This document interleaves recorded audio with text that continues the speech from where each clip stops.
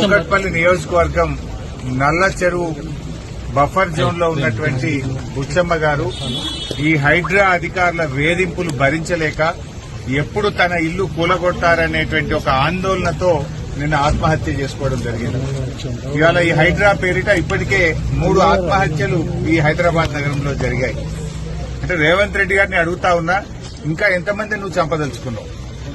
ఇది బుచ్చమ్మ ఆత్మహత్య కాదు, రేవంత్ రెడ్డి ప్రభుత్వం చేసిన హత్య.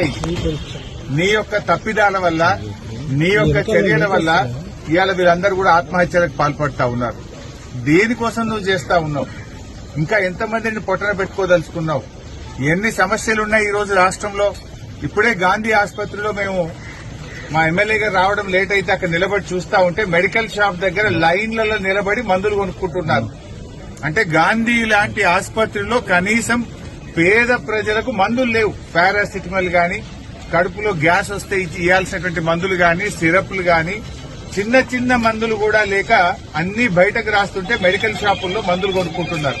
అంటే ప్రభుత్వ ఆసుపత్రుల్ని నిర్వీర్యం చేసిండు రేవంత్ రెడ్డి. కూకట్పల్లి నియోజకవర్గం నల్ల చెరువు బఫర్ జోన్ లో ఉన్నటువంటి బుచ్చమ్మ గారు ఈ హైడ్రా అధికారుల వేధింపులు భరించలేక ఎప్పుడు తన ఇల్లు కూలగొట్టారనేటువంటి ఒక ఆందోళనతో నిన్న ఆత్మహత్య చేసుకోవడం జరిగింది.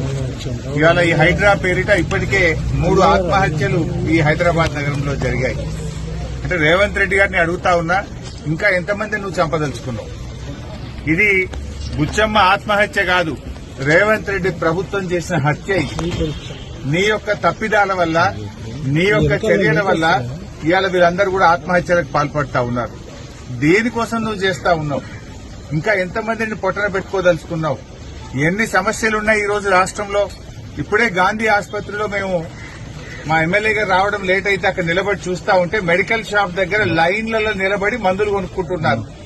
అంటే గాంధీ లాంటి ఆసుపత్రిలో కనీసం పేద ప్రజలకు మందులు లేవు. పారాసిటమాల్ గాని, కడుపులో గ్యాస్ వస్తే ఇవ్వాల్సినటువంటి మందులు గాని, సిరప్లు గాని, చిన్న చిన్న మందులు కూడా లేక అన్ని బయటకు రాస్తుంటే మెడికల్ షాపుల్లో మందులు కొనుక్కుంటున్నారు. అంటే ప్రభుత్వ ఆసుపత్రుల్ని నిర్వీర్యం చేసిండు రేవంత్.